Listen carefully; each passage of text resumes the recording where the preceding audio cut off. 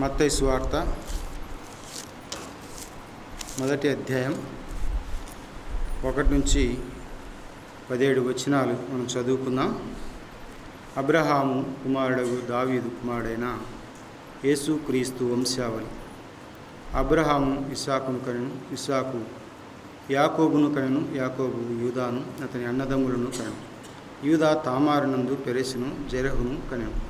Peres ఎస్రోమును కనెను, ఎస్రోము అరామును కనెను, అరాము అమ్మీనాదాబును కనెను, అమ్మీనాదాబు నయస్సోనును కనెను, నయస్సోను సెల్మానును కనెను, సెల్మాను రాహాబునందు బోయేజును కనెను, బోయేజు రూతునందు ఓబేదును కనెను, ఓబేదు ఎస్సయిని కనెను, ఎస్సయి రాజైన దావీదును కనెను. ఊరియా భార్యగా నుండిన ఆమె యందు దావీదు సొలొమోనును కనెను, సొలొమోను రెహబామును కనెను, రెహబాము అబియాను కనెను, అబియా ఆసాను కనెను, ఆసా యెహోషాపాతును కనెను, యెహోషాపాతు యెహోరామును కనెను, యెహోరాము ఉజ్జియాను కనెను, ఉజ్జియా యోతామును కనెను, యోతాము ఆహాజును కనెను, ఆహాజు హిజ్కియాను కనెను, హిజ్కియా మనస్సేను కనెను, మనస్సే ఆమోనును కనెను, ఆమోను యోషియాను కనెను. యూదులు బబులోనుకు కొనిపోబడిన కాలంలో యోషియా యెకొన్యాను అతని సహోదరులను కనెను. బబులోనుకు కొనిపోబడిన తరువాత యెకొన్యా సయల్తీయులను కనెను, సయల్తీయేలు జెరుబ్బాబెలును కనెను, జెరుబ్బాబెలు అబీహూదును కనెను, అబీహూదు ఎల్యాకీమును కనెను, ఎల్యాకీము అజోరును కనెను, అజోరు సాదోకును కనెను, సాదోకు ఆకీమును కనెను, ఆకీము ఎలీహూదును కనెను, ఎలీహూదు ఎలియాజరును కనెను, ఎలియాజరు మత్తానును కనెను, మత్తాను యాకోబును కనెను, యాకోబు మరియా భర్త అయిన యేషోబును కనెను. ఆమె యందు క్రీస్తు అనబడిన యేసు పుట్టెను. ఇట్లు అబ్రహాము మొదలుకొని దావీదు వరకు తరములన్నీ 14 తరములు. దావీదు మొదలుకొని యూదులు బబులోనుకు కొనిపోబడిన కాలం వరకు 14 తరములు. బబులోనుకు కొనిపోబడినది మొదలుకొని క్రీస్తు వరకు 14 తరాలు. ఇక్కడ మనం చదువుకున్నటువంటి భాగాలు ముందు దినాల్లో కూడా మనం ఈ యొక్క మొదటి అధ్యాయంలో ఈ 17 వచనాలు చదువుకుని అబ్రహాము యొక్క జీవితాన్ని యేసుక్రీస్తు యొక్క వంశావళిలో ఉన్నటువంటి వారిని గురించి మనం ధ్యానం చేస్తూ వస్తున్నాం. అబ్రహాము యొక్క జీవితం యేసుక్రీస్తు ప్రభుల వారి యొక్క వంశావళిలో చేర్చుటకు అనేక కారణాలు మనం చదువుకున్నాం, విన్నాం. ముఖ్యమైనటువంటి కారణం ఏంటంటే అబ్రహాము ఎక్కడో మెసొపొతేమియా అన్ని దేశంలో నివసిస్తున్నటువంటి వాడు. అబ్రహామును దేవుడు పిలిచిన పిలుపుకు లోబడి తాను ఎక్కడికి వెళ్ళవలనో తెలియకనే బయలుదేరు అనే మాట మనం చూస్తాం ఆదికాండం 12వ అధ్యాయంలో. అబ్రహాము యొక్క జీవితాన్ని మనం అంత సంపూర్ణంగా ధ్యానం చేయలేదు, కానీ చేయాలంటే చాలా టైమే పడుతుంది. సరే, ఈ దినం అబ్రహాము తర్వాత ఇస్సాకు 2వ అధ్యాయంలో ఇస్సాకు మనకు కనబడతాడు. అబ్రహాముకు దాదాపు 100వ ఏట ఇస్సాకు జన్మించినట్లుగా దైవగ్రంథమైన బైబిల్లో మనం చూడగలుగుతాం. అలా అయితే ఇస్సాకును దేవుడు ఎందుకు ఆలస్యంగా అనుగ్రహించాడు అన్న విషయాన్ని కూడా మనం ఆలోచన చేసినప్పుడు దేవుడు ఒక విధానాన్ని లేక ఒక ప్రణాళికను మానవాళి ఎడల ఆయన రూపొందించి ఉన్నాడు అన్న విషయాన్ని మనం గుర్తుంచుకోవాలి. యేసుక్రీస్తు ప్రభువారు 2000 సంవత్సరాల కిందటనే ఎందుకు వచ్చాడు అన్న ప్రశ్నిస్తే, మరి అంతకుముందు ఎందుకు రాకూడదు అని ప్రశ్నిస్తే ఆ ప్రశ్నకు జవాబు ఆయన కాలము సంపూర్ణమైనప్పుడు అన్నాడు. అంటే దేవుని యొక్క ప్రణాళిక అంటూ ఒకటి ఉంది. ఆ ప్రణాళికను నెరవేర్చు దిశగా దేవుడు ఆయా వ్యక్తుల జీవితాల్లో దేన్నైనా కూడా మనం ఆలోచన చేసినప్పుడు వారికి ఆలస్యం అవుతుందంటే దేవుడు దాన్ని ఎందుకు అలాగూ ఆలస్యం చేస్తూ ఉన్నాడంటే దేవుని యొక్క ప్రణాళికలు వారు ఉన్నారు. అందుకే దేవుడు వారి ఎడల ఆలస్యం చేస్తూ వారికి గర్భాన్ని తెరిచిన విధానాన్ని, దేవుని యొక్క గొప్పతనాన్ని కూడా బయలుపరచు నిమిత్తమై కూడా అది ఉండి ఉండవచ్చు. అలా అయితే అబ్రహాము యొక్క జీవితంలో దాదాపు 75 సంవత్సరాల్లో మరి వారు మెసొపొతేమియా నుంచి వారు బయలుదేరి పాలు తేనెలు ప్రవహించు కనాను దేశానికి బయలుదేరి వచ్చినట్లుగా మనం చూస్తాం. దాదాపు 100వ సంవత్సరంన అబ్రహాముకు, 90వ సంవత్సరంన శారాకు, వారిద్దరికీ ఇస్సాకు కలిగినటువంటి విధానాన్ని మనం గమనిస్తాం. ఆ విషయం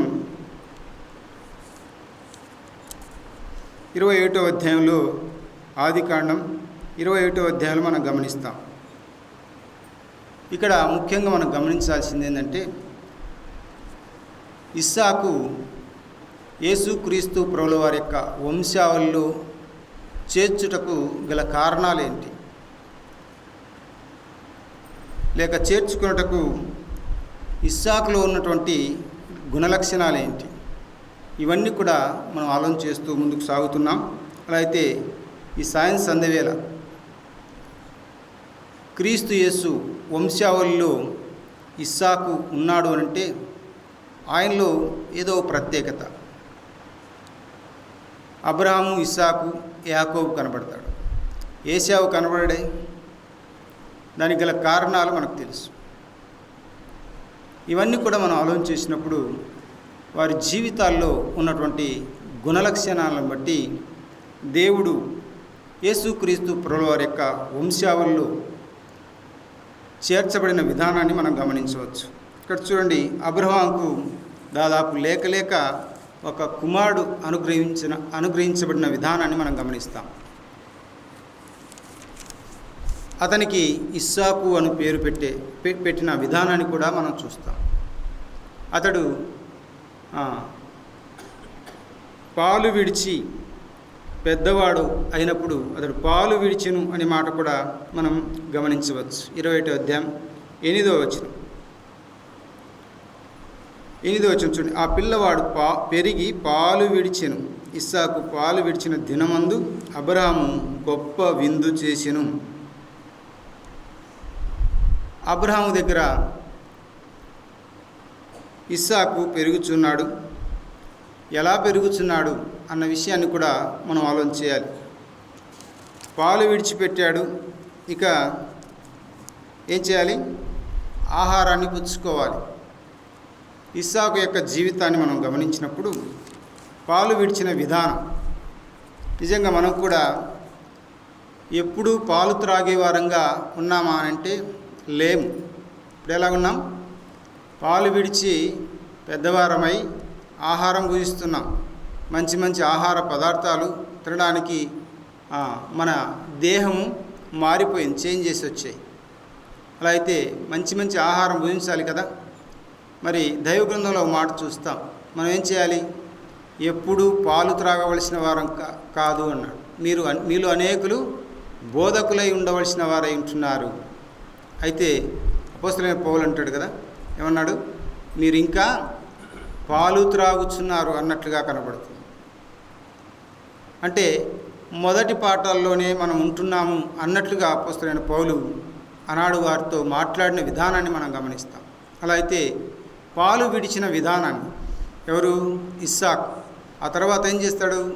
మంచి మంచి భోజన పదార్థాలు తినడానికి కూడా సిద్ధంగా ఉంటాడు అన్న విషయాన్ని మనం చూస్తున్నాం. అబ్రహాం ఏం చేశాడంటే పాలు విడిచినప్పుడు ఒక గొప్ప విందు చేశాడు. అలా అయితే అబ్రహాము యొక్క జీవితంలో అదొక ఆనందకరమైనటువంటి దినంగా కనబడుతుంది. ఎందుకంటే పిల్లవారు పుట్టిన పిల్లవారు లేక పిల్లవాళ్ళు అలాగే ఉండిపోతే వాళ్ళని ఏమంటారు? మరుగుజ్జులు అంటారు. వారు ఎదగకుండా అలాగే ఉండిపోతే కుటుంబంలో బాధ, చింత, వేదన మొదలవుతుంది. కానీ అబ్రహాము యొక్క జీవితంలో పెరిగి ఏమవుతున్నాడు? పాలు విడిచేను. అలా అయితే ఆ దేహంలో ఉంది, అభివృద్ధి కనపడతా ఉంది అన్న విషయాన్ని మనం చూస్తున్నాం. అందుకే అబ్రహాము ఏం చేశాడు? ఆ పాలు విడిచిన దినాన్న గొప్ప విందు జరిగించిన విధానాన్ని మనం చూస్తాం. అలా అయితే మన కుటుంబాల్లో వాక్యం అనే పాలన సేవిస్తూ ఉన్నప్పుడు అలాగే ఉండిపోతామా? ఇంకా కొత్త కొత్త సంగతులు, కొత్త కొత్త వాక్యం అంటే అంటే దేవుని వాక్యంలో ఉన్నటువంటి మర్మాలు తెలుసుకోవడానికి ప్రయత్నం చేయాలి అన్నట్లుగా దైవగ్రంథం బైబిల్లో మనం చూస్తాం. ఎప్పుడు మూలపాటు,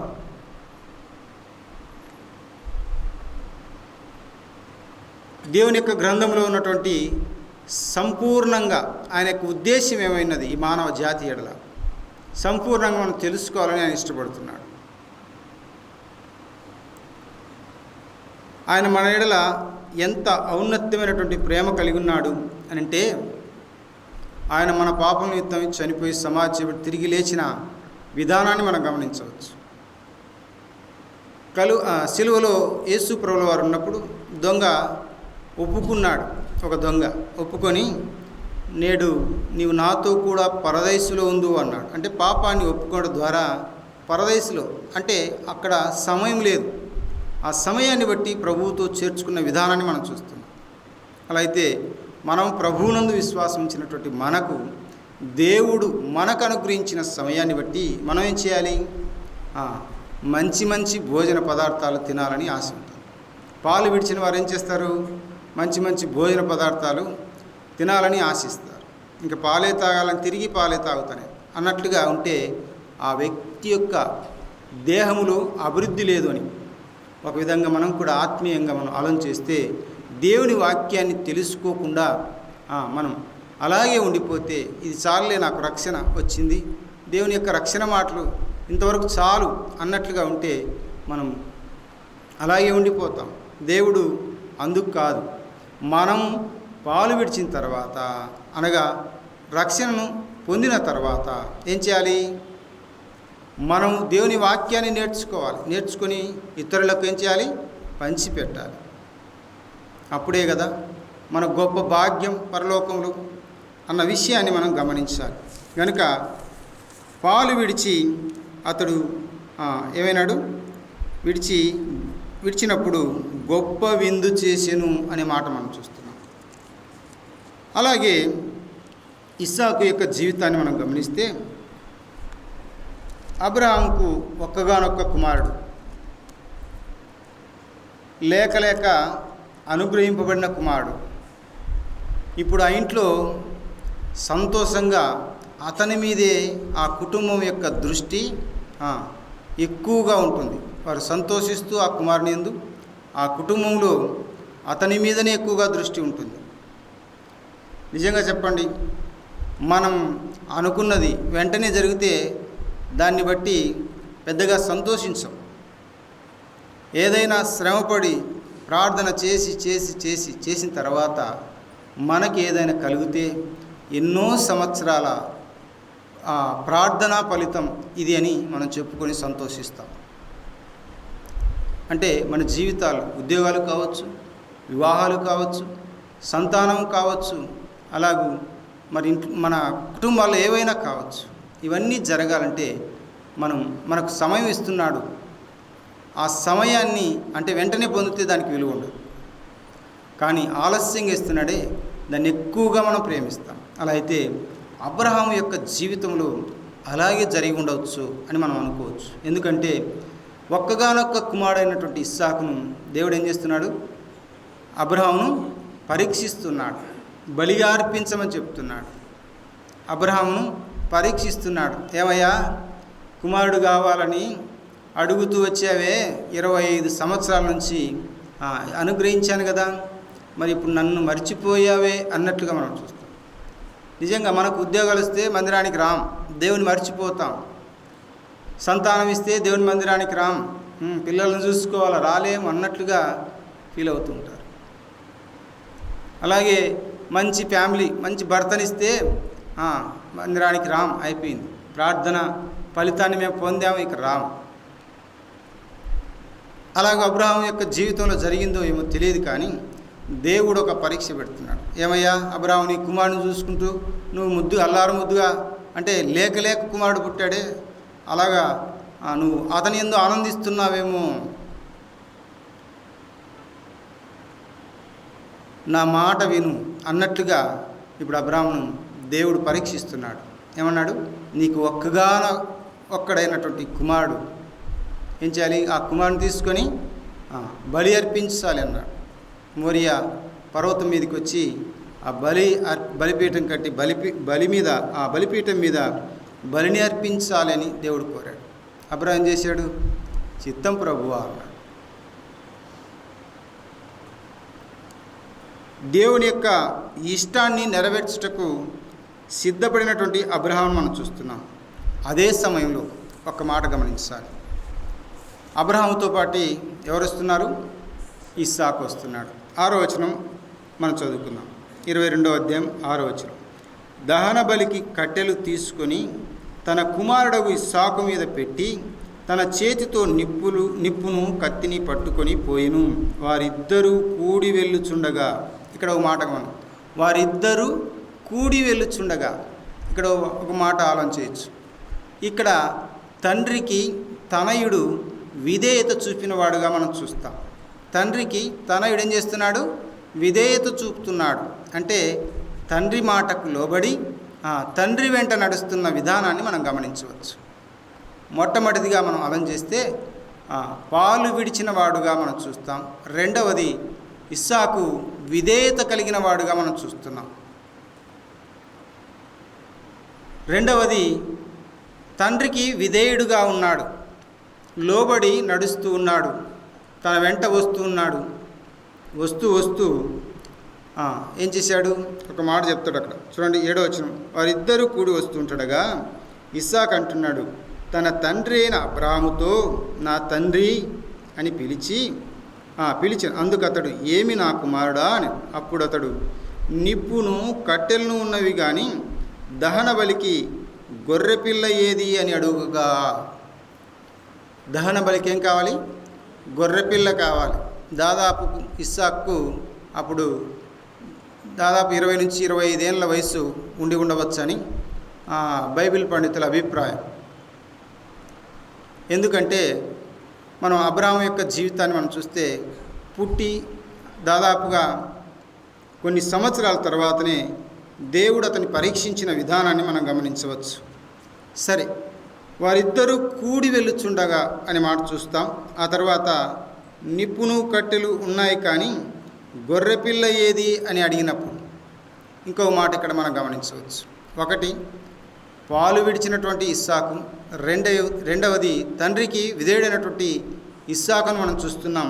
మూడవది మనం చూస్తే ఆ మాట మనకి ఏం కనబడుతుంది? అక్కడ దహన బలికి ఏం కావాలంటున్నాడు? గొర్రెపిల్ల కావాలంటున్నాడు. అంటే బలి చేయాలంటే ఏవేవి అవసరమో ఆ కుమారునికి తెలిసి ఉన్నది. అర్థమవుతుందండి? బలి చేయాలంటే ఏమేం కావాలి? కట్టెలు చీల్చుకున్నాడు నాన్న, గాడిదలకు గంతలు కట్టారు, ఆ పక్క వేళ్ళు వేసుకొని తీసుకొని వస్తున్నారు. 2 పనివారు వస్తున్నారు. వారందరినీ అక్కడ ఉంచి ఇప్పుడు ఆ కట్టెలు తీసుకొని కుమారుని పైన ఉంచి ఇక బయలుదేరు నా కుమారుడు అని వెళ్తున్న సమయంలో తండ్రిని కుమారుడు ప్రశ్నించిన విధానాన్ని మనం చూస్తున్నాం. ఏమని ప్రశ్నించాడు? కట్టెలు నిప్పులు ఉన్నాయి కానీ దహన బలికి గొర్రెపిల్ల ఏది అంటున్నాడు. అంటే బలి అర్పించడానికి ఏం కావాలి? గొర్రెపిల్ల కావాలి. ఇస్సాకు యొక్క జీవితంలో అబ్రహాము ద్వారా నేర్చుకున్నటువంటి పాఠం ఏంటంటే ఆరాధన ఎలా చేయాలి, దేవుణ్ణి ఎలాగో ఆరాధించాలి, దేవునికి దహన బలిగా ఏమేమి అర్పించాలి అన్న విషయాన్ని మనం చూస్తున్నాం. అలా అయితే ఇక్కడ ఆరాధన తెలిసినటువంటి ఇస్సాకు అసలు దేవుని ఆరాధించాలంటే ఏం చేయాలి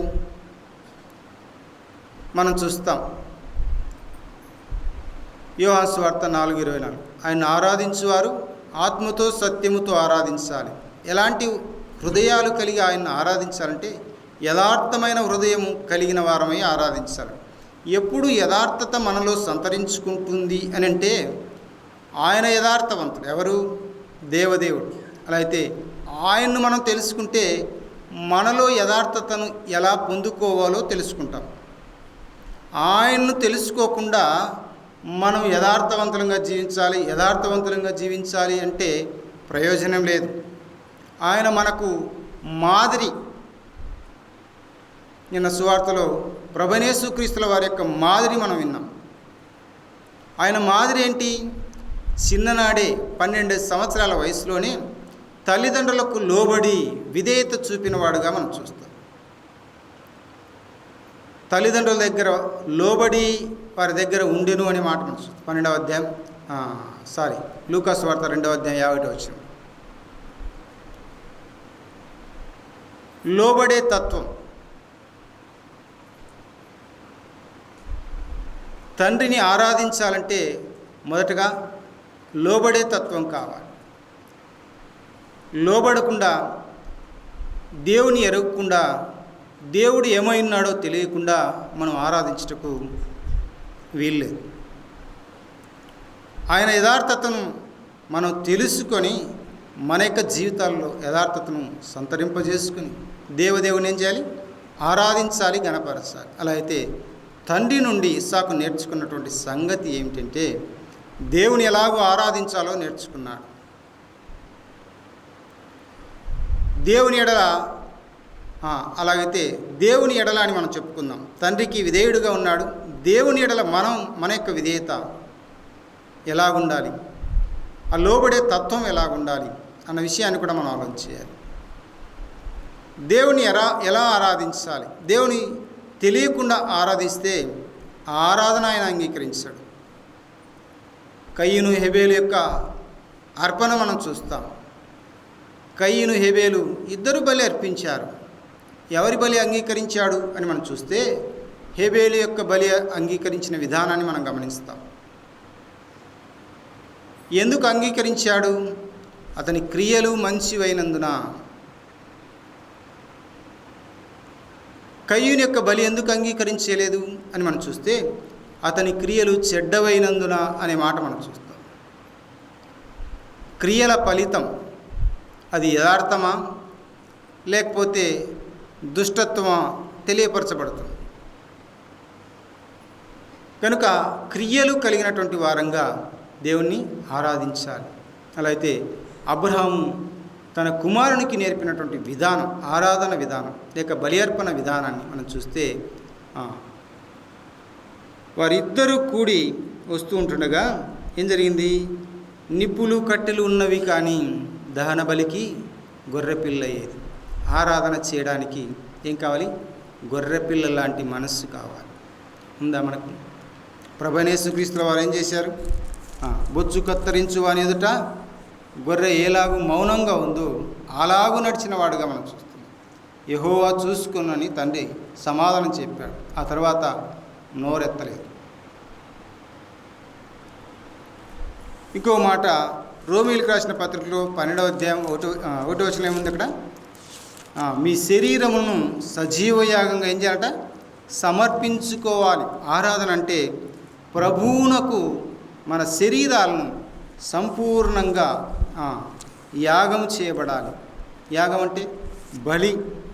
అలా అయితే అబ్రహాము యొక్క కుమారుడు ఇస్సాకు తన తండ్రికి లోబడి ఆరాధన ఎట్టిదో తెలుసుకొని ముందుకు సాగిన వాడుగా మనం చూస్తున్నాం. ఆ మాటను బట్టి మనం ఆలోచన చేస్తే ఆరాధన తెలిసినటువంటి ఇస్సాకు, తెలిసే కాదు ఆరాధన ఎలా చేయాలో ఎరిగినవాడు ఆ ఇస్సాకు అని మనం చూస్తున్నాం. అలా అయితే ఇంకొక మాట కూడా మనం ఆలోచన చేద్దాం. ఇంకొక మాట చూడండి, అక్కడే కింద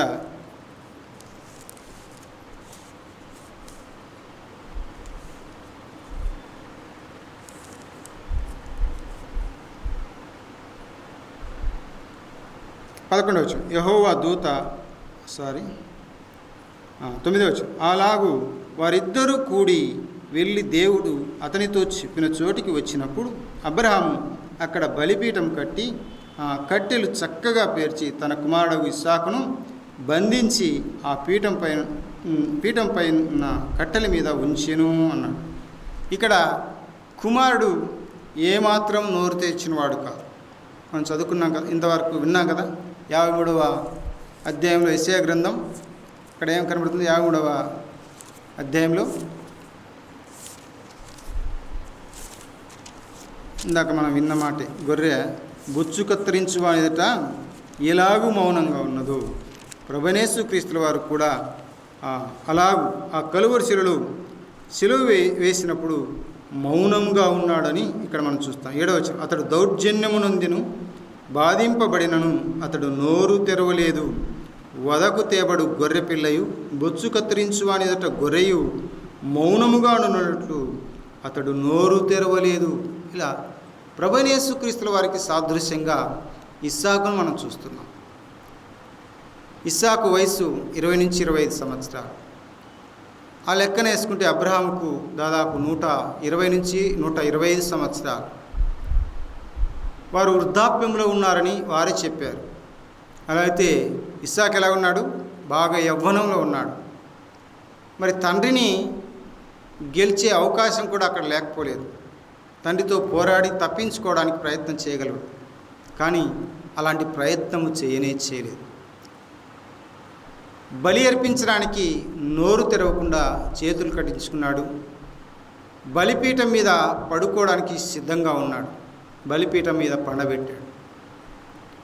పడుకోబెట్టిన విధానాన్ని మనం చూస్తున్నాం. అలా అయితే ఆయన ఆ నోరు తెరవని ప్రేమ చూపినవాడుగా మన ప్రభువైన యేసుక్రీస్తుల వారిని ఇస్సాకులో మనం చూస్తాం. అలా అయితే బలి అర్పించిన విధానాన్ని ఈ యొక్క ఇస్సాకులో మనం చూస్తున్నాం. అందుకే యేసుక్రీస్తు ప్రభుల వారి యొక్క వంశావళిలో చేర్చబడిన విధానాన్ని కూడా మనం గమనించవచ్చు. మనం కూడా క్రీస్తుతో ఉండాలంటే ఏం చేయాలి? మీ శరీరమును అన్నాడు కదా, చూడండి అక్కడ చదువుకుందాం. రోమీలకు రాసిన పత్రిక 12వ అధ్యాయం 1వ వచనాన్ని మనం గమనిస్తే అక్కడ అపోస్తలుడైన పౌలు రోమా సంఘానికి తెలియపరిచిన మాటలో ఉన్నటువంటి ఆంతర్యం ఏంటంటే, పరిశుద్ధమును దేవునికి అనుకూలమునైన సజీవ యాగముగా మీ శరీరమును ఆయనకు సమర్పించుకొనుడి. దేవుని వాత్సల్యమును బట్టి మిమ్మల్ని బతిమాలుకొనుచున్నాను. ఇటు సేవ మీకు యుక్తమైనది అన్నాడు. ఎలాంటి సేవ అంటే సజీవ యాగంగా మన శరీరాలు సమర్పించుకోవాలి. ఎవరికి? ఆ దేవదేవునికి సమర్పించుకోవాలి అని. అలా అయితే ఇప్పుడు మనం ఆత్మ సంబంధులం. శరీర ఇచ్చలను నెరవేర్చక ఇప్పుడు ఆత్మ సంబంధమైన ఇచ్చలను మాత్రమే నెరవేర్చవలసిన వారమై ఉంటున్నాం. ఎప్పుడు అంటే శరీరాలను బలిగా అర్పించినప్పుడు. అలా అయితే ఇస్సాకు యొక్క జీవితంలో తమ శరీరాన్ని బలిగా అర్పించడానికి సిద్ధపడిన విధానాన్ని మనం చూస్తాం. పాలు విడిచిన ఇస్సాకును మనం చూస్తున్నాం. తండ్రి ఎడల విధేయత కలిగినటువంటి ఇస్సాకును మనం చూస్తున్నాం. అంతేకాకుండా ఆరాధన తెలిసిన ఇస్సాకును మనం చూస్తున్నాం.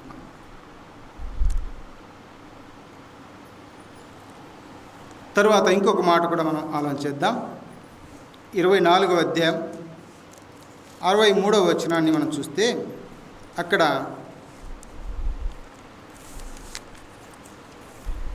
ఇస్సాకు ఏం చేస్తున్నాడో మనకు కనబడుతుంది. ఏం చేస్తున్నాడు అక్కడ? 24:63 సాయంకాలమున ఇస్సాకు పొలములో ధ్యానింప బయలు వెళ్ళి, చాలు మనకు అంతే చాలు. ఇస్సాకు యొక్క జీవితంలో ఉన్నటువంటి లక్షణాలు, యేసుక్రీస్తు ప్రభుల వారి యొక్క వంశంలో ఇస్సాకును చేర్చుటకు గల కారణాలు మనం చూస్తున్నాం. పొలములోనికి వెళ్ళి ఇస్సాకు ఏం చేస్తున్నాడు?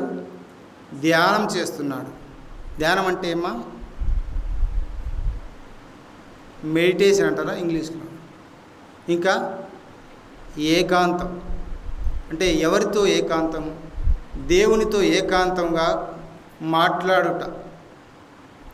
దేవునితో సాయంకాలం వేళ ఎవరూ లేని చోట నిశ్శబ్దమైనటువంటి వాతావరణంలో దేవునితో ప్రార్థన కానీ దేవుని వాక్యాన్ని కానీ ధ్యానం చేసుకోవడం, దేవుని గురించిన ధ్యానం.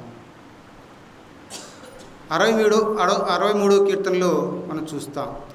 దావీదు ఏం చేస్తున్నాడు? మంచం మీద పరుండి ధ్యానం చేస్తున్నాడు. ధ్యానం చేస్తే వచ్చే ప్రయోజనం ఏంటి?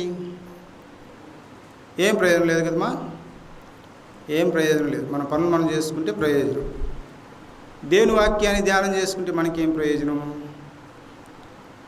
ఆత్మ సంబంధమైనటువంటి ప్రయోజనం మనకు. క్రొవ్వు మెదడు దొరికినట్లు ఆయను అంటున్నాడు. దేవా, నీ వాక్యం లేక నిన్ను నేను ధ్యానం చేస్తూ ఉంటుండగా, ధర్మశాస్త్రాన్ని ధ్యానం చేస్తూ ఉంటుండగా నాకు క్రొవ్వు మెదడు దొరికినట్లుంది అన్నమాట. క్రొవ్వు మెదడు తింటే మనిషికి బలం. దేవుని వాక్యాన్ని ధ్యానిస్తే ఆత్మీయమైన బలం. ఎప్పుడైనా ధ్యానించిన అనుభవం మనకుంటే ఆ బలం ఏంటో మనకు తెలుస్తుంది. ఇస్సాకు సాయంకాల వేళ పొలానికి వెళ్ళాడు. దేవుని ఏం చేస్తున్నాడు? ధ్యానిస్తున్నాడు. ఏకాంతంగా దేవునితో మాట్లాడుతున్న విధానాన్ని మనం గమనిస్తాం. మనకు ఈ అనుభవాలు ఉన్నాయా? నిజానికి నేటి దినాల్లో మనం గమనించినప్పుడు యవ్వనులు ఏం చేస్తారు?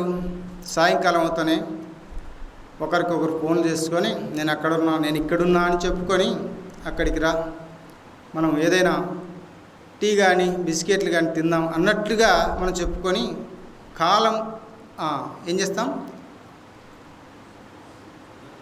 హరించి వేస్తాం. కాలాన్ని హరించి వేస్తాం. కాలాన్ని కాస్త గడిపేస్తాం. నిజానికి అదే జరుగుతుంది నేటి దినాల్లో. అలాంటి భయంకరమైన దినాల్లో మనం ఉంటున్నాం. అప్పుడున్నది కొత్తది ఏం కాదు, ఇప్పుడున్నటువంటి ఆధునికత యుగంలో ఉన్నామని మనం చెప్పుకుంటున్నామే, ఇది కొత్తదేం కాదు అని అంటాడు ఎవరు? భక్తుడైన షొలోము. అన్నీ ఒకే రీతిగా ఉన్నాయని చెప్తాడు. అలా అయితే నేటి యవ్వనస్తులు దేవుని సన్నిధానికి రావాలి అంటే ఎంతమంది వచ్చాం? 3, 4, 5 మంది ఉన్నారు. చాలామంది ఉన్నారు సంఘంలో. దేవుని సన్నిధికి వచ్చి దేవుని వాక్యాన్ని ఏం చేయాలి? నేర్చుకోవాలి. ఏకాంతంగా మన ఇంటిలో అయినా కావచ్చు, ఎక్కడైనా కావచ్చు, మనం ఉన్న స్థలాల్లో ఏకాంతంగా దేవునితో గడిపిన సమయం ఎప్పుడైనా మన జీవితాల్లో ఉందేమో మనం పరీక్షించుకోవాలి. రాత్రి పరుండి పడక మీద పరుండినప్పుడు దేవుని యొక్క నామాన్ని ధ్యానం చేసుకుంటే ఆయన ఏమై ఉన్నాడు, ఎవరి జీవితాల్లో ఏం చేశాడు, ఎవరి జీవితాలు ఏమై ఉన్నాయి అని వాటిని ధ్యానం చేసుకుంటే మన ఆత్మీయ జీవితాలు ఏ కోణంలో నడిపించుకోవాలో అర్థమవుతుంది. లేకపోతే ఏమాత్రం అర్థం కాదు.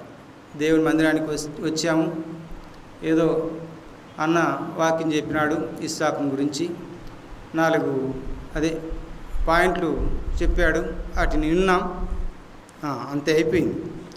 వాటిని ధ్యానం చేసే ఆ గొప్ప భాగ్యం మనకు దేవుడు ఇస్తున్నాడు. ఎప్పుడు? పరుండే సమయంలో. దావీదు కూడా అంతే కదా, తన మంచం మీద పరుండి ధర్మశాస్త్రాన్ని ధ్యానం చేస్తున్నప్పుడు అది క్రొవ్వు మెదడు దొరికినట్లుగా నాకుంది అన్నాడు. అది ఎంతో రుచికరంగా ఉంటుంది, అలాగే దేహానికి బలాన్ని కూడా చేకూరుస్తుంది అన్న విషయాన్ని కూడా మనం గమనించాలి. అలా అయితే దేవుని యొక్క వాక్యం ఈ లోకరీత్యా పరలోకరీత్యా కూడా మనకేం కలుగజేయబోతుంది? బలాన్ని ఇవ్వబోతాం. కాబట్టి ఈ అనుభవం మనం కలిగి ఉండాలని దేవుని యొక్క వాక్యం ద్వారా మనం హెచ్చరింపబడుతున్నాం. ఇస్సాకు యొక్క జీవితంలో మనం చూస్తూ వచ్చినటువంటి విషయాలు ఏంటంటే, అతడు పాలు విడిచి పెద్దవాడు అంటే జీవితంలో ఎదుగుచున్న విధానాన్ని మనం గమనిస్తాం. రెండవది, తండ్రికి విధేయుడు లేక లోబడి తన వెంట వచ్చిన విధానాన్ని మనం చూస్తాం. మూడవది ఏమని గమనించాం? ఆరాధన విధానాన్ని తెలిసిన వాడుగా ఇస్సాకును మనం చూస్తున్నాం. నాలుగవది మనం చూస్తే ధ్యానించే విషయాన్ని మనం చూస్తున్నాం. ఇస్సాకు జీవితంలో ధ్యానం యొక్క అనుభవాన్ని కలిగిన వాడుగా మనం చూస్తాం. ఎవరిని ధ్యానించాలి? లోకంలో ఉన్నటువంటి మనుషులను కాదు, లోకంలో ఉన్నటువంటి బంధువులను కాదు, మనం ధ్యానించవలసింది మన ప్రభువును. పిలిచిన ప్రభువును ధ్యానించాలి. కానీ ఆ లోకంలో పాపాన్ని శాపాన్ని మూట కట్టుకోవడానికి లోకంలో ఉన్నవారు పిలిచిన పిలుపునకు తగినట్టుగా వెళ్ళి మూట కట్టుకోవడానికి వీల్లేదు. దేవుని యొక్క పిలుపుకు లోబడితే ఇలాగే ఉంటుంది. ఇస్సాకు యొక్క జీవితంలాగా మన జీవితాలు. ఇంకొక మాట కూడా మనం గమనిద్దాం. ఇక్కడ 24వ అధ్యాయం 67వ వచనంలో మనం చూస్తే, ఇస్సాకు తల్లి అయిన శారా గుడారములోనికి ఆమెను తీసుకొని పోయెను. అట్లు అతడు రిబ్కాను పరిగ్రహింపగా ఆమె అతనికి భార్య ఆయను. అతడు ఆమెను ప్రేమించెను అన్నాడు. ఇక్కడ భార్యను ప్రేమించు ఇస్సాకు. నిజానికి డిఫరెంట్ టైప్ ఆఫ్ ఇస్సాక్ యొక్క లైఫ్ అంటే అందరి జీవితాలు వేరు, కానీ ఇస్సాకు యొక్క జీవితం డిఫరెంట్గా కనపడుతుంది. ఎందుకో తెలుసా? మ్యారేజ్ విషయంలో డిఫరెంట్గా ఉంది. ఎక్కడ చెప్పండి?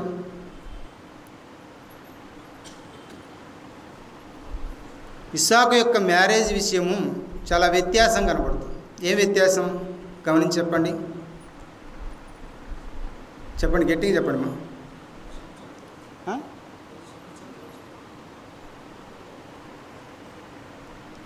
వివాహ విషయంలో తన తండ్రి తీసుకున్నటువంటి నిర్ణయాన్ని మనం చూసాం. ఏంటి నిర్ణయం? ఎవరిని పంపిస్తున్నాడు? ఎలియాజరును పంపిస్తున్నాడు. కుమారుని కదా పంపించాల్సింది అతనితో పాటు. ఇప్పుడు ఏం చేస్తున్నాడు? ఓన్లీ ఎలియాజర్ని పంపిస్తున్నాడు. నీవెవరినైతే తీసుకుని వస్తావో, నీ వెంట ఎవరైతే వస్తారో ఆ సహోదరుని ఏం చేయాలి? ఇస్సాకు వివాహం జరిగించాలి. నిజానికి నేటి దినాల్లో అలాంటి వారు ఉన్నారా? వివాహం చేసుకోవాలంటే ఖచ్చితంగా మగవాళ్ళు వెళ్ళాలి కదా, యవనస్తులు వెళ్ళాలి, చూడాలి, చూస్తే నచ్చితే ఏం చేయాలి? వివాహం చేసుకుంటాం. చూడకుండా ఎలా వివాహం చేసుకుంటాం? ఇస్సాకు యొక్క జీవితంలో ఈ డిఫరెంట్ అంటే ఈ వ్యత్యాసాన్ని మనం గమనించవచ్చు. ఎవరినైతే ఎలియేజరు తీసుకుని వచ్చాడో ఆమెనే తీసుకుని వెళ్ళి, అప్పటికి దాదాపు బైబిల్ పండితుల ప్రకారం 36 వాళ్ళ తల్లి దాదాపు 126వ సంవత్సరంలో వాళ్ళ తల్లి చనిపోగా ఇతనికి 36 సంవత్సరాలు. ఆ తర్వాత 4 సంవత్సరాలు మరి ఆగి తల్లి చనిపోయిన తర్వాత 4 సంవత్సరాల తర్వాత ఇదిగో ఎలియేజర్ను అబ్రహాం ఆలోచనలో కుమారునికి వివాహం చేయాలని ఎలియేజర్ను పంపించి తనకు భార్యను తీసుకురమ్మని పంపించి అక్కడ తీసుకుని వచ్చిన విధానాన్ని కూడా మనం చూస్తాం. తీసుకుని వచ్చి వివాహం చేసుకునే విధానాన్ని కూడా మనం గమనించాం. ఇక్కడ ఆమెను ప్రేమించి అనే మాట మనం చూస్తాం. భార్య ఏమో చక్కగా ఉంది, ఆ మాటలు మనం చూడవచ్చు. అందంగా ఉంది, రూపవతి, అది 24వ అధ్యాయం 15వ వచనం. కానీ అదే అందంగా లేకుంటే ఎవరిని తెచ్చినా ఇస్సాకు వివాహం చేసుకోవడానికి సిద్ధంగా ఉన్నాడు. ఈ విషయాలు మనం ఆలోచన చేయాలి. ఎవరిని తీసుకొని వచ్చినా, ఎందుకంటే తండ్రికి విధేయత చూపిన ఇస్సాకును మనం చూస్తున్నాం. అలాంటి పరిస్థితుల్లో ఎవరిని తీసుకొని వచ్చినా ఇస్సాకు వివాహం చేసుకునే పరిస్థితిలో ఉన్నట్లుగా మనం చూస్తాం. అందుకే ఇక్కడ ప్రేమించిన విధానం, భార్యను ప్రేమించిన ఇస్సాకు, ఇది గొప్ప సంగతి. ఎందుకంటే ఎవరిని తెచ్చినా కూడా ప్రేమించాల్సింది. వివాహం చేసుకొని భార్యను ప్రేమించిన విధానాన్ని మనం చూస్తున్నాం. దైవగ్రంథంలో మనం చూస్తాం. నూతన నిబంధనలో ఏమని చూస్తాం? భార్యను ఏం చేయాలి? ప్రేమించాలి. ఇంకా భర్త రివర్స్ ఏం చేయాలి? భర్తకు ఏం చేయాలి? లోబడి ఉండాలి. ఇవన్నీ మనం ఆలోచన చేసినప్పుడు ఇస్సాకు యొక్క జీవితాన్ని ఒక వ్యత్యాసంగా మనం చూస్తాం. అంటే లోకంలో ఉన్నటువంటి మనుషులందరికంటే వ్యత్యాసంగా మనకు కనబడతాం. ఎవరైతే ఎలియేజర్ తీసుకుని వచ్చారో ఆమెతోనే వివాహం చేసుకునే విధానాన్ని మనం గమనిస్తాం. ఇంకొక మాట మనం చూస్తాం. 25వ అధ్యాయంలో 21వ వచనం చూడండి. ఇస్సాకు భార్య గొడ్రాలు గనుక అతడు ఆమె విషయమై యెహోవాను వేడుకొనెను. యెహోవా అతని ప్రార్థన వినెను గనుక అతని భార్య అయిన రిబ్కా గర్భవతి ఆయను. ఇక్కడ ఒక లక్షణం మనకు కనబడుతుంది. ఇస్సాకు యొక్క జీవితంలో మరొక లక్షణం ఏంటంటే ప్రార్థన అనుభవం. ఎవరి కొరకు ప్రార్థన చేస్తున్నాడంటే దాదాపుగా ఇస్సాకు మ్యారేజ్ ఎప్పుడు 40 సంవత్సరాలకు అయింది. 40 సంవత్సరాల తర్వాత 20 సంవత్సరాలు పిల్లలు లేరు. ఇప్పుడు భార్య అయిన రిబ్కా కొరకు ఏం చేస్తున్నాడు? ప్రార్థన చేస్తున్నటువంటి అనుభవాన్ని ఇస్సాకు కలిగి ఉన్నట్లుగా మనం చూస్తున్నాం. ప్రార్థన చేసినప్పుడు ఏం చేశాడు?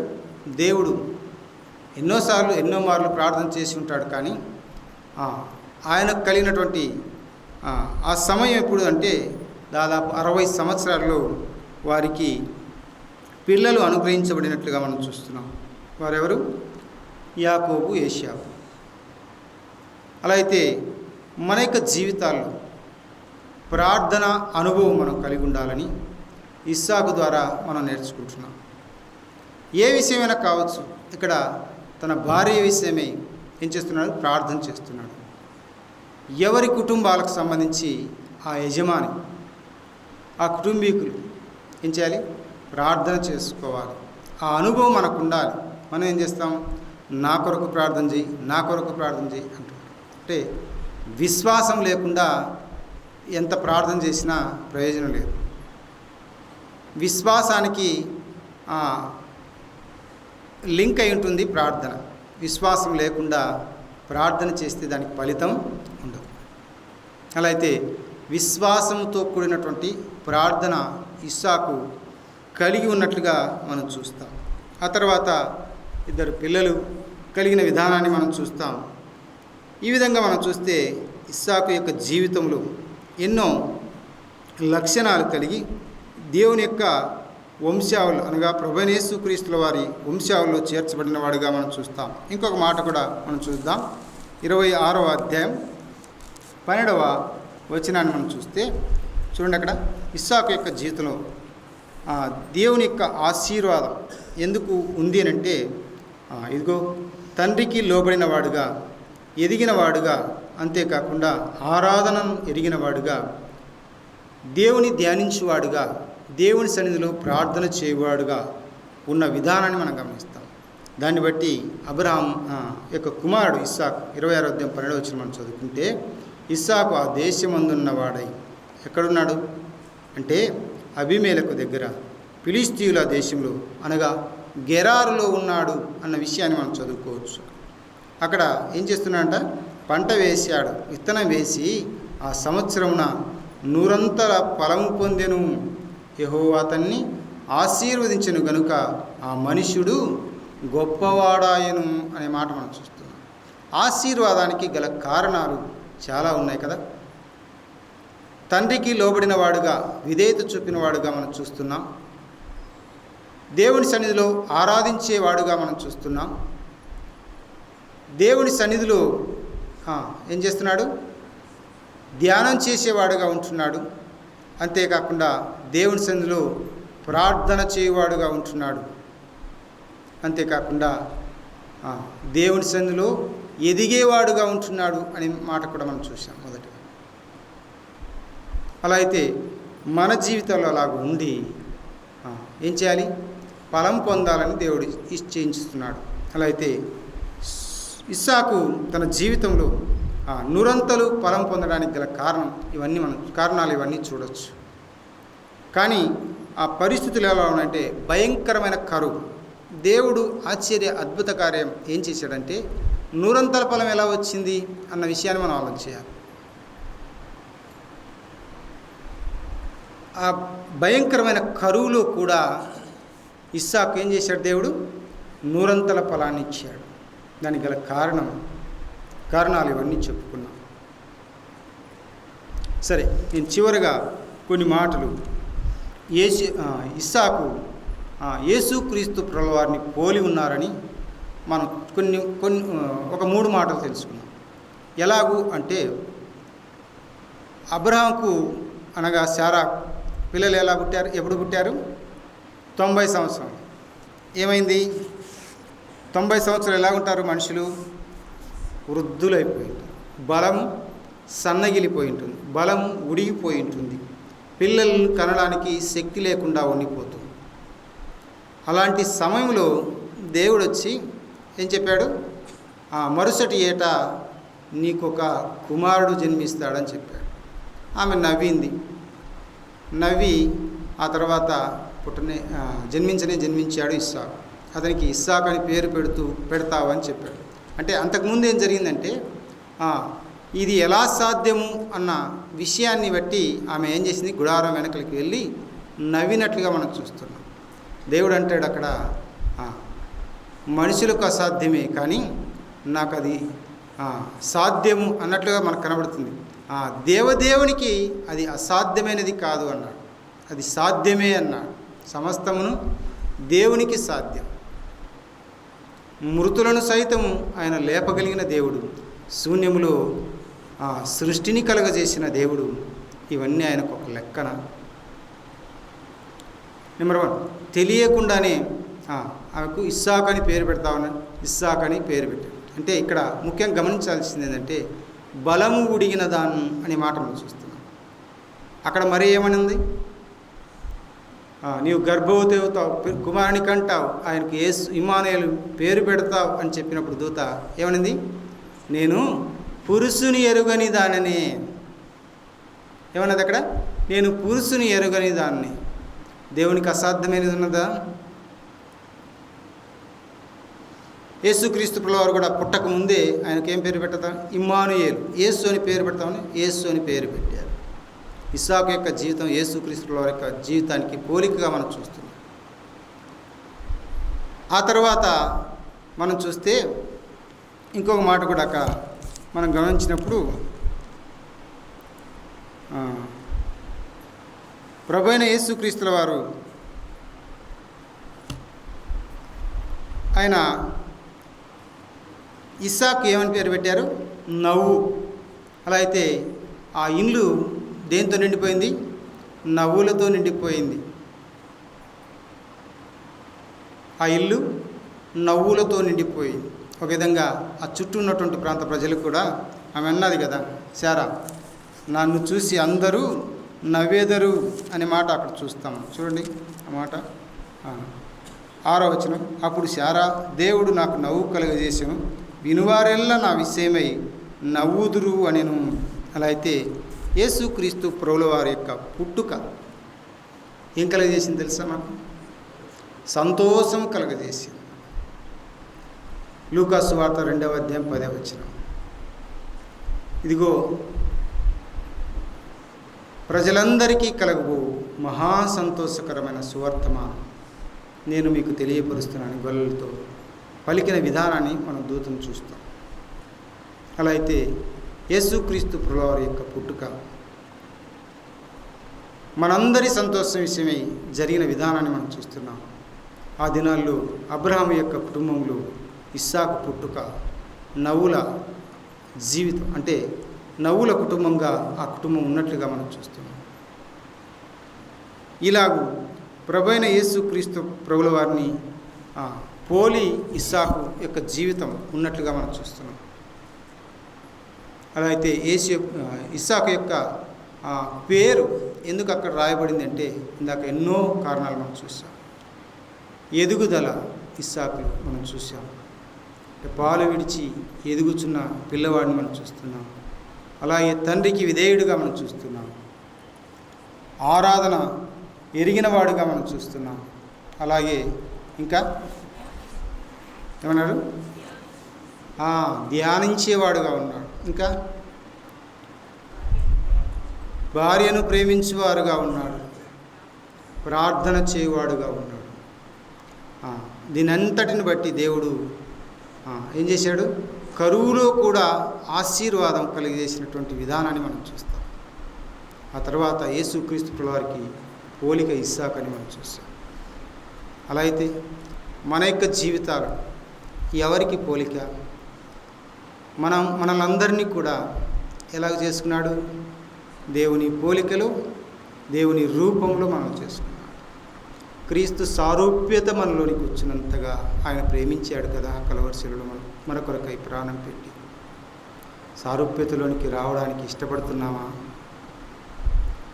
ఇస్సాకు తన తండ్రికి లోబడి తన తండ్రి ఇష్టమును నెరవేర్చుటకే ఆ బలిపీఠం మీద తన తండ్రి కట్టివేస్తున్నా కూడా నోరు తెరవకుండా గొర్రె బొచ్చు కత్తిరించు అనేదట ఎలాగూ మౌనంగా ఉండి గొర్రె బొచ్చు కత్తిరించుకుంటుందో అలాగూ ఆ కలువరిశిలకు ప్రభువైన క్రీస్తుల వారు అప్పగించబడుచుంటుండగా ఆయన నోరు తెరవలేదు. అలా అయితే నోరు తెరవని ప్రేమ చూపిన ఆయన కొరకు మనం బ్రతుకుచున్నామా? క్రీస్తు సారూప్యతలోనికి ఆయన అడుగు జాడలేందు మనం నడవాలని ఆయన మనకు మాదిరి చూపాడే. ఎన్నో విధాలుగా ఆయన మాదిరి చూపాడు. అవును, ఆయన ఈ లోకంలో తల్లిదండ్రులకు లోబడి జీవించిన విధానాన్ని మనం చూస్తాం. అంతేకాకుండా ఈ లోకంలో వ్యభిచారం చేత పట్టబడినటువంటి సహోదరిని మనం ఈ లోకంలో రకరకాలుగా పిలుస్తూ ఉంటాం. వ్యభిచారం చేస్తున్నటువంటి వారు ఆ సహోదరిని పిలిచిన పిలుపులో ఉన్నటువంటి ఆ తీపిదనాన్ని మనం గుర్తించినప్పుడు అమ్మా అని పిలిచాడు కదా. అలా అయితే అమ్మ అనే పిలుపులో ఆయన యొక్క మాధుర్యత మనకు అర్థమవుతుంది. ఆయన మాదిరి మనకు అర్థమవుతుంది. అంతేకాకుండా తన తల్లిని ఎవరికి అప్పగిస్తున్నాడు? యోహానుకు అప్పగిస్తున్నాడు, శిష్యుడైన యోహాను. ఇక ప్రభువు అయిన యేసుక్రీస్తుల వారు ఆ కలువరిశిలలో సిలువ వేయబడబోతున్నాడు. ఇక ఆ తల్లిని చూసుకోవడానికి అన్నట్లుగా ఒక బాధ్యతను ఎవరికి అప్పగిస్తున్నాడు? యోహానుకు అప్పగిస్తున్నాడు. ఇది మాదిరి కాదా మనందరికీ? మనందరి జీవితాల్లో ఇదంతా మనకు మాదిరి. మన ప్రభువైన యేసుక్రీస్తుల వారు అదొకటేనా? ఎన్నో రకాలుగా మాదిరి చూపించాడు. వీటన్నిటి యందు మనం నడుచుకోవాలని ఆయన ఇష్టపడ్డాడు. అందుకే ఆ కలువరిశిలలో మన కొరకై ప్రాణం పెట్టి చనిపోయి సమాధి చేయబడి తిరిగి లేచాడు. మనం అందరం కూడా ఆ జీవముతో కూడిన నిరీక్షణ కలిగిన వారమై ఇక్కడ ఏం చేస్తున్నాం? దేవుని వాక్యాన్ని వింటున్నాం, అందులో అభివృద్ధి చెందాలని ఆశపడుతున్నాం. కానీ ఇంకా అభివృద్ధి చెందడానికి ఇష్టపడకుండా ఏదో వచ్చాములే, మందిరానికి రాలేదంటే రాలేదని అంటారు అన్నట్లుగా వచ్చామేమో. దయచేసి ఈ సంగతులను బట్టి మనం ఆలోచన చేయొద్దు. దేవుని గురించి మనం ఆలోచన చేసి దేవుని కొరకైన మన ప్రయాస ఉండాలి తప్ప మనుషుల కొరకై మన ప్రయాస ఎన్నటికీ ఉండకూడదు. ఎందుకంటే దేవుడు నిన్ను లోకంలోంచి, పాపంలోంచి, శాపంలోంచి పిలిచాడు. ఎందుకు పిలిచాడు? ఆయనతో కూడా శాశ్వతంగా ఉండాలని, ఆయన ప్రేమను చవి చూడాలని, ఆయనతో కూడా నీవు నేను ఆనందించాలని ఆయన ఇష్టపడ్డాడు. ఈ ప్రేమను కాలదనితే నష్టపోయేది మనమే, ఇబ్బంది పడేది మనమే. దేవుని ప్రేమను కాదని, దేవుని యొక్క అనగా క్రీస్తు సారూప్యతలోనికి మనం రాకపోతే నష్టపోతాం. మనం ఎదగాలి, మన పిల్లలను ఇంకా వారిని కూడా ఎదిగించాలి, బలపరచాలి. దేవుడు తన మాటలు దీవించు.